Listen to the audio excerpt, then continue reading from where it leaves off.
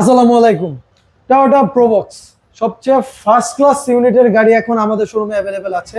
কারণ এই গাড়িটা হচ্ছে 2012 মডেল।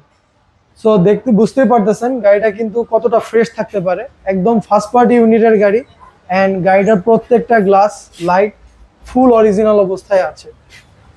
এই গাড়িগুলো কিন্তু এখন যারা মানে ওল্ড মডেলগুলো খুঁজতেছেন তারা কিন্তু তেমন ভালো কন্ডিশনের পাবেন না, যার কারণে আমাদেরও এই নিউ মডেলের গুলো রিস্টক করা লাগতেছে।